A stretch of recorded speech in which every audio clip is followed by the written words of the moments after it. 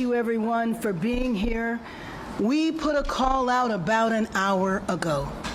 And with this call, and I'm so glad that you are here as children, yes, you came on a moment's notice because every single person standing here understands the gravity of this situation. That's right. And what we want to show to the world, you want to know Los Angeles? This is right. Los Angeles.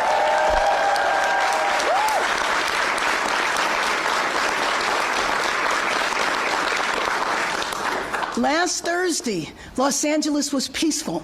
There was nothing happening here that warranted what began to take place on Friday. So today, I wanted to present a visual, one that Angelinos know, but I just want to make sure that the state, the country, and the world knows that this is Los Angeles. We are a city of labor. We are a city of businesses. We are a city of faith. We are a city of believers, and we are a city of dreamers.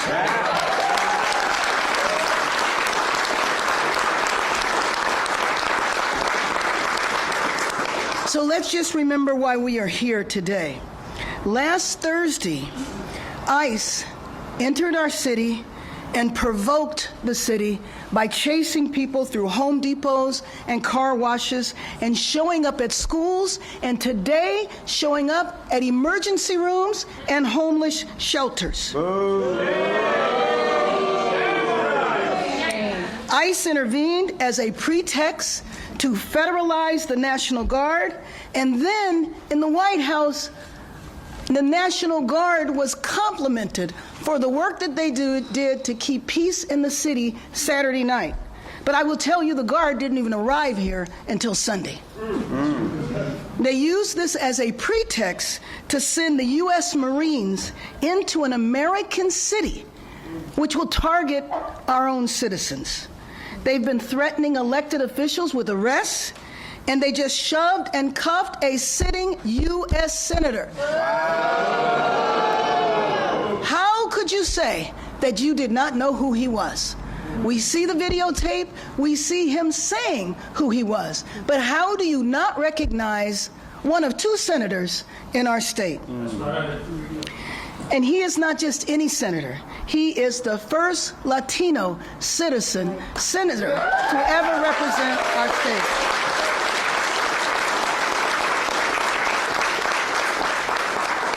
The images we have seen of our city over the past week, the rage, the vandalism, the looting, none of that is LA.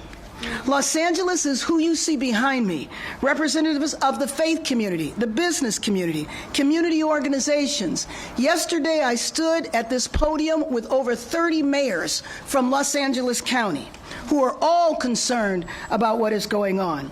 Los Angeles is a Jewish community, a Muslim community, a Christian community, and many other faiths. Los Angeles is Chinatown, Little Tokyo, Filipino Town, Koreatown, Thai Town, the South LA African American community, the Chamber of Congress, the Central City Association. This is LA, and we are united. And I just want to say that I was listening to the words of the secretary at the press conference describing LA as a war zone. It is my understanding that she arrived here late last night, was here for a few hours today, and came to that conclusion. There's no one up here that sees Los Angeles like that, and I know as the press, you know this is not all of Los Angeles. This is isolated to a few blocks in a city that is over 500 square miles. That's right.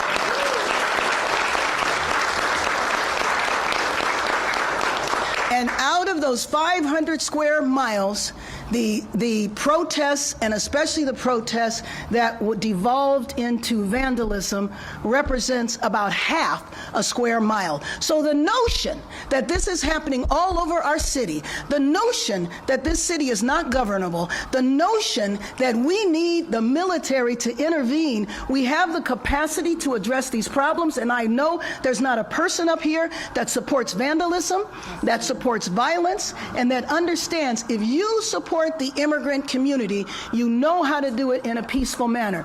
We are proud to say that we have a well-established, a well-respected immigrant rights organizations that have been holding protests for years and years that have never devolved into violence. And so to characterize what is going on as our city is a city of mayhem is just an outright lie. I'm not going to call it an untruth. I'm not going to sugarcoat it. I'm going to call it for what it is, which is a lie. And I just have to say, I served with the Secretary. I served with the Secretary for probably about 10 years in Congress. And Madam Secretary, I do not recognize you anymore. I do not know Kristi Noem that I served with for 10 years. So no matter what happens out of the White House, we will always uphold and reflect what Los Angeles and the United States of America are truly about. Freedom, tolerance, and for God's sake, our Constitution.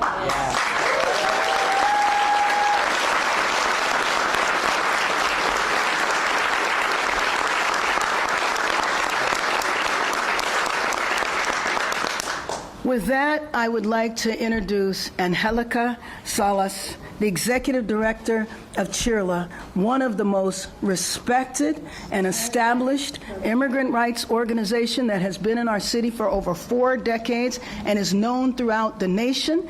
And I want to ask you, Angelica, to talk about what the letter that you received this morning. Yeah!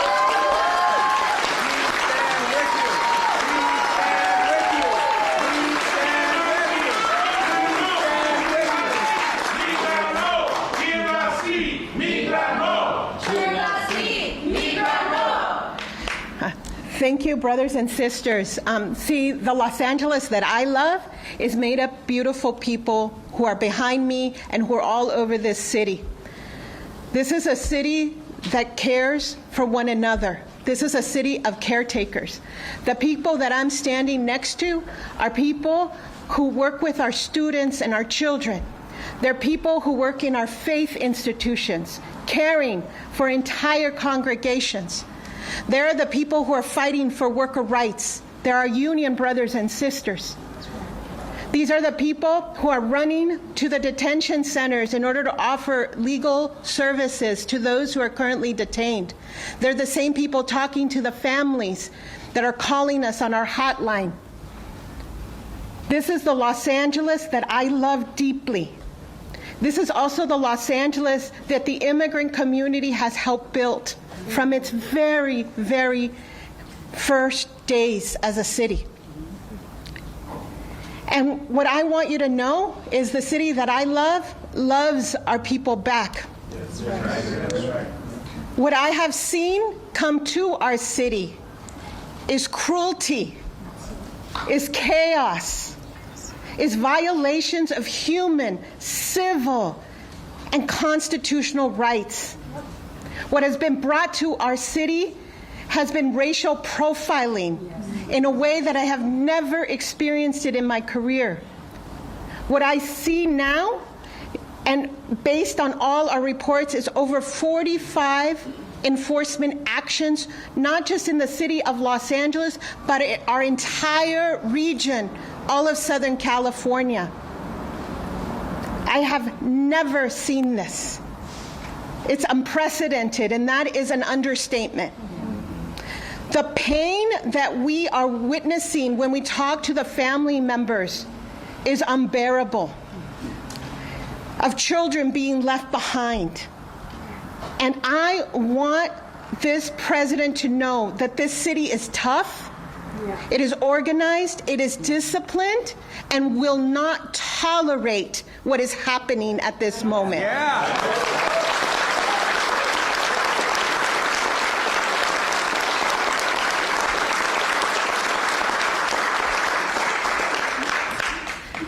What was very clear to me this year was, at the beginning of the year, is that they were not just going after the immigrant community, but they were going to go after all the immigrant rights organizations that supported them. And they did. They began by defunding us, by making sure that organizations here next to me wouldn't have the resources to be able to go represent children and vulnerable adults, disabled individuals in detention, that took away legal services from those who are still trying to find their parents and their children from the first Trump administration. And now what I see very clearly is they're coming to the organizations by then, I would say, just saying the most vicious of lies of who we are and what we do and what we're about.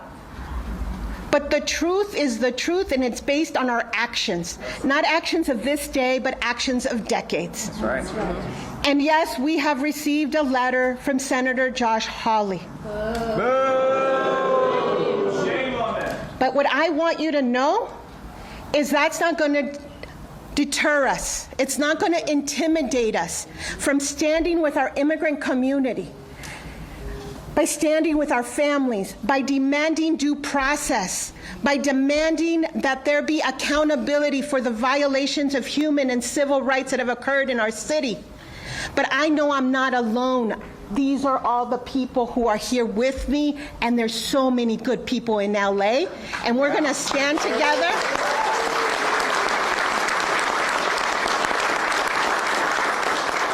We're going to show this country that we do believe in liberty and justice for all, and that our Constitution and our Bill of Rights are our guiding principles, and that is what has brought so many immigrants to this country, because they believe deeply in these values, and we're going to fight to make sure that those values are upheld. Thank you very much. Can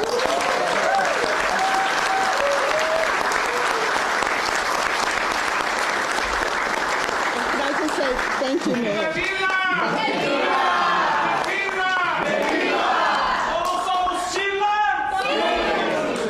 Let me just say that one thing I think that is not thought about, we certainly understand it in our city. The immigrant community is vital to the economy of our city. That's right. There are entire sectors of our economy that will not function if the immigrant community is too afraid to go to work and too afraid to go to school. You could talk about the construction industry, and I think there's a lot of building that needs to take place here. You can talk about hospitality, and I think that we are concerned about our tourism industry. And I could go on and on about the economic impact. That is why we have the Chamber of Commerce and the Central City Association led by Nell McCosker and Maria Salinas, the Los Angeles Chamber of Commerce. Thank you.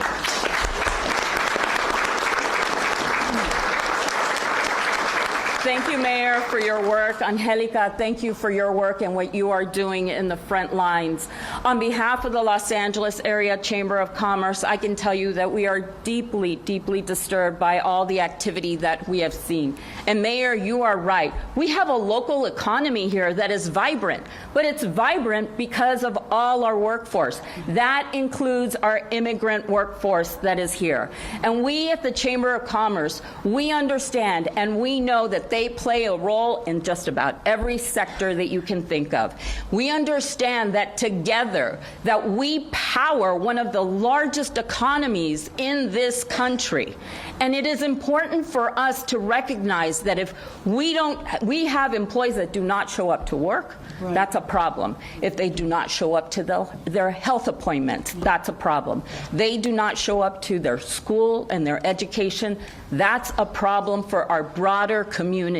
We want to see this community thrive. This is the Los Angeles that we all know. And I'm so proud to stand with all the civic leaders that are here, the business leaders that are here, to say enough. We need to de-escalate this. We cannot have what happened to Senator Padilla today. That cannot be the norm.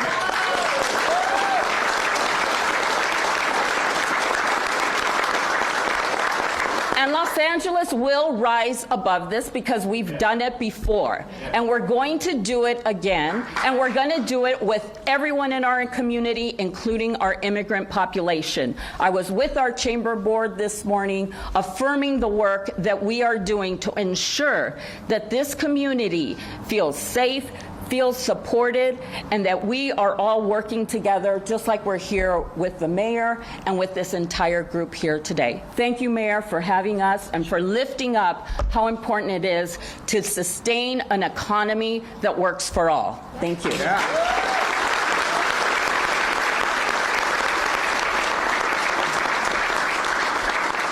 I started off my day meeting with representatives of the business community and the labor community, which plays a vital role in our city. And there are already reports of people not showing up to work, of empty store shelves, of people feeling that they cannot leave, kids and families afraid to go to graduations. The attendance at graduations being down by 25 and 50% because parents are afraid that on one of the most important days of their lives that they cannot attend the graduation because they might be detained by ICE. This is not the America, this is not the city that we live in, and we will not accept this. That's right. We are also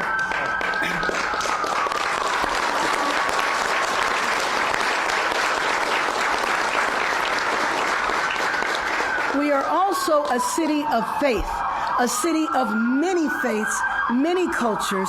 There's not too many countries on earth that are not represented in Los Angeles. I'd like to bring up Father Brendan Bowes from the Dolores Mission Church.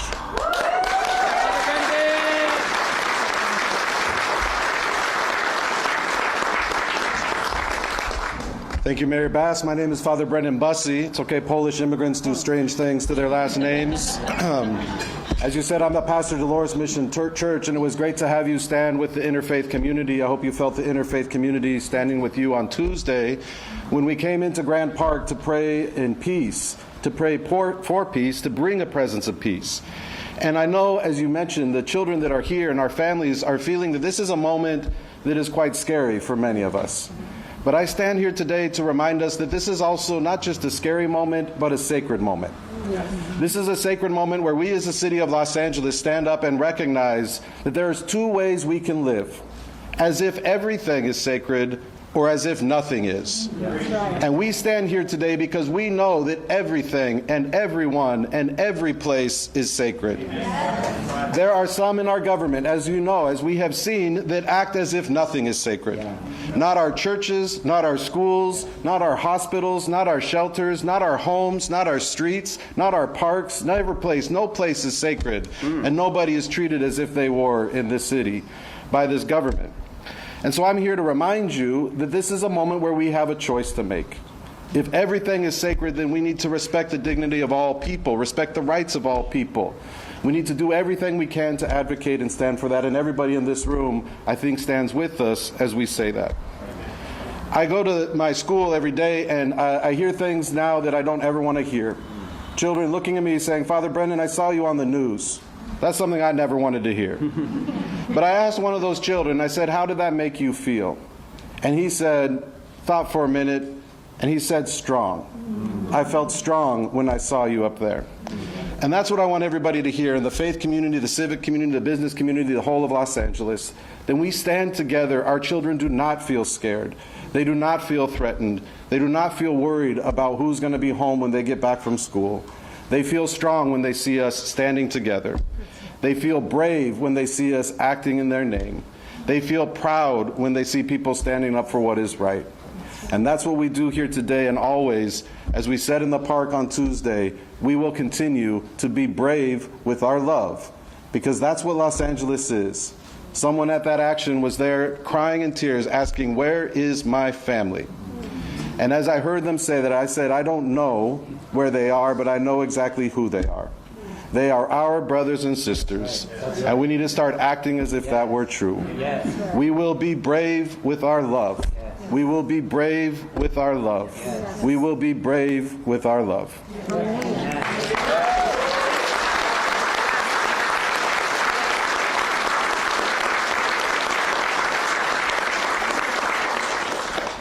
So let me just say, as I said earlier, that there's no one up here that supports vandalism, that supports violence.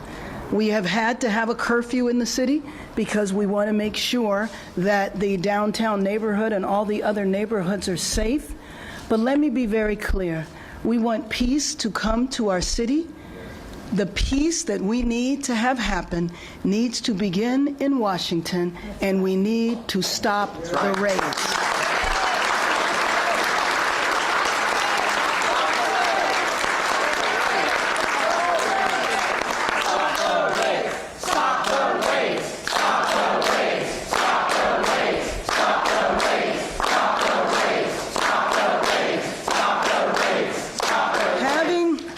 Having the military, soldiers who are trained to fight wars on foreign soil here in our city is not going to bring peace because, first and foremost, they are not needed. Second of all, federalizing the National Guard will not bring peace to our city. That is not, all that is going to do is provoke people and create and add to the sense of fear in this city. We know how to bring about peace, and peace begins with ICE leaving Los Angeles. Thank you.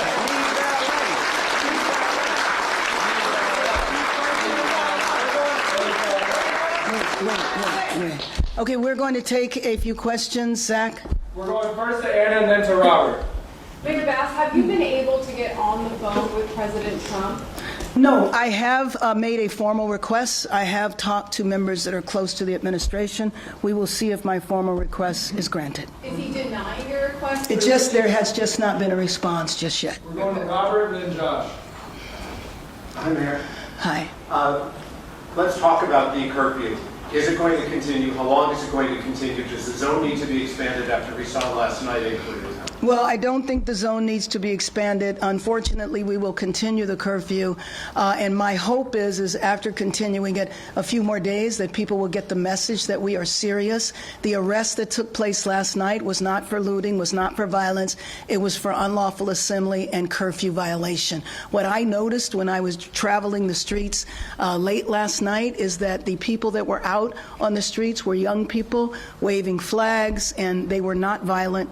That was not the group that has committed the vandalism. We're going to Josh and then Maria. Mayor Bass, in her remarks earlier, Christy Nome said that you have not responded to calls from the White House. They tried to get... Like I said, I do not recognize the secretary anymore. I don't know who she is. Yeah. That is a complete lie. And what would you like to I have spoken to Senator Padilla, and I just, expressed my concern about his health, about his safety. And, all I can say is that, in some instances, there's no words.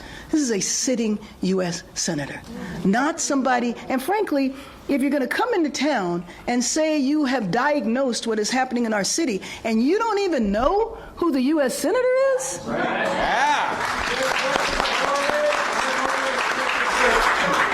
Mayor Bass, what is happening in the country, everybody is outrageous. The majority of the Americans. Where do you think that democracy is going to? Fascism? An authoritarian president? What do you think? Let me just say that I think that unfortunately our city is being used as a test case. I feel like we are a citywide laboratory to see what happens if Washington comes in and literally usurps the authority of the governor, usurps the authority of the mayor. And so I think as part of this test case, it's a warning for other cities, but clearly other cities are very concerned, which is why you have seen protests spread. But I also know that there's a new mayor in Omaha, Nebraska. I don't know how many hours he's been mayor, and he's already experiencing raids. So I think this sense of fear and terror goes whenever you have ICE that's out there. ICE could be raiding folks right now. I was in a meeting with Angelica and some of the other immigrant rights leaders the other morning, and everybody's cell phones started going off. Why? Because they were being notified of raids that were taking place in front of schools. You might have heard me mention that my grandson's elementary school, there were ICE agents right out in front of that. We believe that it's because they thought it was a graduation that was taking place. And the violent criminals that they detained were 2 street vendors selling food. So we're going to cross to the trigger. If you can say your name and your outlet. AC Johnson, ProPublica, and PBS Frontline. At 5:52 a.m. this morning, the National Guard was used to effect what seems to be a low-level criminal arrest. Were you aware of that? Do you expect that to continue? No, but thank you for raising that, because I think what that could indicate is an expansion of their mission. Their mission here is supposed to be solely protecting the federal buildings. 100 National Guard or federalized National Guard are in the downtown federal building, and 100 are in the Westwood federal building. Westwood always has protests. None of them have been about this issue. I don't even know why they're there, and frankly, I don't know why the federalized National Guard is needed. But I will tell you, when I saw the federalized National Guard there this morning, it indicated to me that there might be an expansion of their mission, and I believe that is extremely dangerous. Again, all that does is provoke the community. That's right. Mayor Bass, Bill Goldberg with the LA Times. Do you see this past week, as a turning point in the Trump administration? How does it compare to the last time he was president for you? Well, for me, the last time he was president, I was in Washington, D.C., and a lot of these ideas were lifted then. They talked about them, but they didn't implement them. So in part, and I think that's true for most of us, we heard this rhetoric before. Now we're watching it play out, and it's extremely terrifying. Molly and then across. Mayor, two things. First, you mentioned... Oh, I'm sorry. I'm Molly with the Washington Post. Two questions. One, do we know whether Marines have actually entered the city of Los Angeles or been actually deployed out in Los Angeles? And then second, we've got this court ruling we're expecting to come down in San Francisco today. What is the significance of that for Los Angeles in terms of the National Guard? Well, hopefully the significance of that is the federalized National Guard will leave. Again, we have a very good relationship with our governor. If the National Guard was needed, I could have picked up the phone, called the police chief, called the sheriff, and said, please make the request, and it would not have been denied. Once again, there was no reason for that. You asked, what was the other question? About whether the Marines have actually... Oh, so my understanding, and you might know different, they're in Seal Beach. And by the way, the Marines who cannot arrest people, who do not do civil, in the streets, crowd control, are now being trained for that. And I think we've probably all seen the pictures of the Marines being trained. And by the way, we really need to understand, it's so important to understand our history. It's not normal for the military to be deployed on the streets of cities in the United States. The military is for foreign wars, not civil unrest that's not even happening. We're going across and then down in front. Hi, Jake Oppenheimer, Associated Press. Just to follow up on Molly's. Have you had any communication with anyone in the U.S. military about the possible deployment of... No, see, this is the thing about the military, about the federalized National Guard, about ICE. There's no communication. None of us here know how long the raids are going to go on. We all function off of rumors, and I think the latest rumor is that it's going to go on for 30 days. The rumor is the military might be here for 60 days. The bottom line is they're not needed for 30, for 20, or for 60 days. Another question real quick. You mentioned raids at a homeless shelter and emergency room, I think. Can you share any more about that? Well, what I know is that, and I don't know, do you know? Yes. Okay. So, especially every day that passes, our reports and the numbers of raids increase. They also increase in front of schools. We received reports of hospitals, and churches. And so what I need you to understand is that each day there are multiple actions, and they're not just in the city of Los Angeles. So they'll be in Whittier, they'll be in Downey, they'll be in all adjoining cities, regional cities. Yesterday, our RAIDS Rapid Response Network did not stop receiving calls until after 7 p.m. And so there's two kinds of reports. It's the community is also very scared. So even if they are not at an enforcement site, what's happening is they're witnessing everything. Right. So a lot of our volunteers. Mayor, can I say something in Spanish? Because I think it's really important for...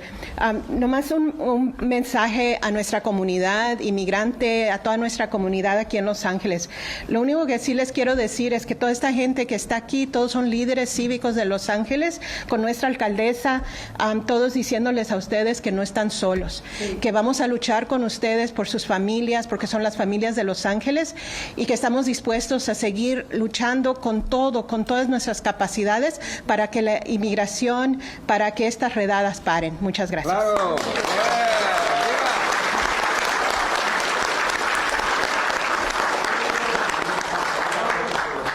For the priest? Oh, sure. Right? Sure. Okay. Father, many parishioners from all the Catholic churches are asking their pastors if they can go to Mass on Sunday, and there are some groups, Catholic groups in different dioceses, the Diocese of Orange, for example, they already canceled their community events. What is the message for the Catholics to take action or to stay in silence? Yeah, thank you. It's a good question because there is a lot of fear. A lot of people aren't showing up for work. They're not showing up for school. They're not showing up at church. And what I would say is I don't know of any specific decision, at least in the Diocese of Los Angeles, to advise around that. But one thing, I've responded to many of these raid incidences in East LA, and one thing that sometimes I get the response is, well, did it happen at the parish? And what they mean is the church building. And I just like to remind everybody that a parish community is actually the whole neighborhood. And so I would call on religious leaders and parish communities to surround their churches and to surround their communities with the same kind of support. So when we, in any place, you can ask for extra presence that might help people feel safe, or you might make a decision to cancel the events that you have if it seems like people aren't safe or there's an active threat to them.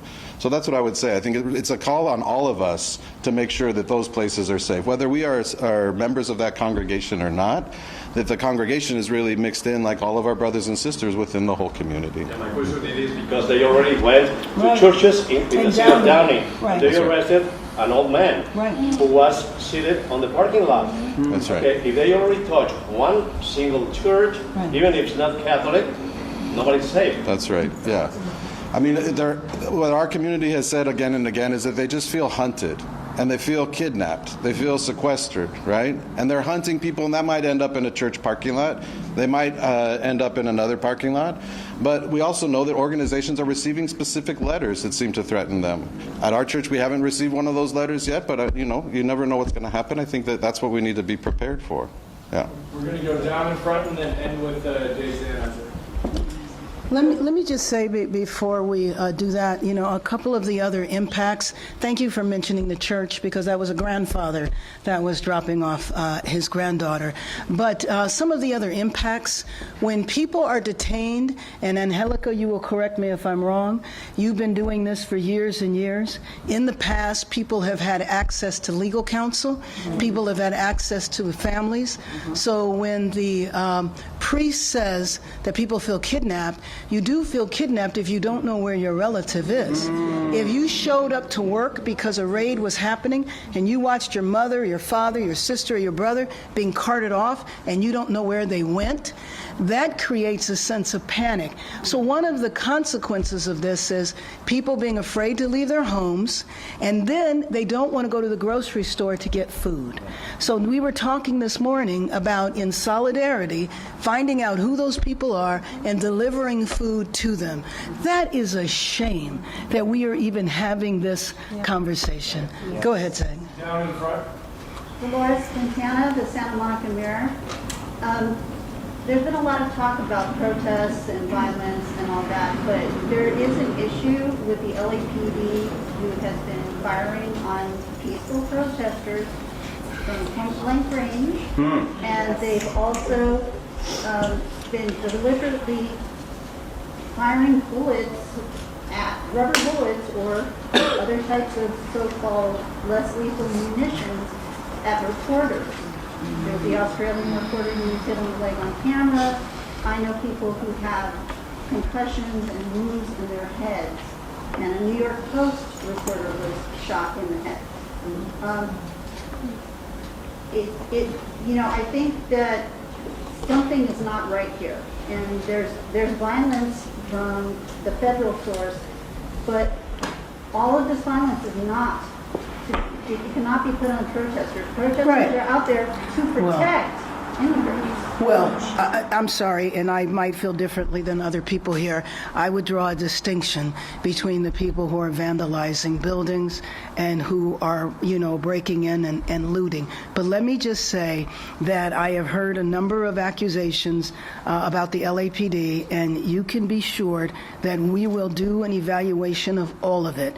Because one thing about our city, like a lot of other cities, just about everything is videotaped, including law enforcement and including people who are protesting. So I would draw a distinction between people who are peacefully protesting. So there will be an evaluation and an investigation into everything that happened, including the conduct of the police department. David Zahn, I serve at the Los Angeles Times. This is a variation on a question I posed earlier this week.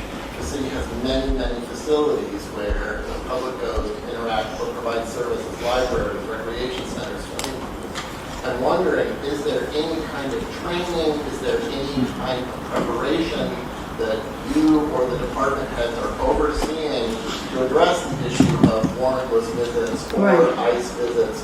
What is the city doing right now, or what has it done up until this point at these locations? Sure. Well, let me just tell you, prior to Friday, many city departments that interface with the public have been given the information, know your rights, the typical information that is passed out by immigrant rights organizations and the city. Now, having said that, we need to really ramp up. I will tell you, though, that this has been happening so fast that we absolutely need to do that, because I can also imagine people fleeing into these buildings for protection. But I also don't want to misrepresent the power of the city as well. It's important that people understand that the federal government is more powerful than the city or the state. And a lot of questions have come up about why can't you just stop this? Trust me, if I could, I would. But we have to be careful, because we also don't want to invite the federal government in to press charges against a lot of people unnecessarily. So let me just say thank you all for showing up, and I just can't thank all of you enough, because you are showing who our city is. You are showing that our city is going to be united, and you are showing that we are not going to allow this administration or any other administration to divide us and to have us in conflict with each other, because we are LA. Thank you. Yeah.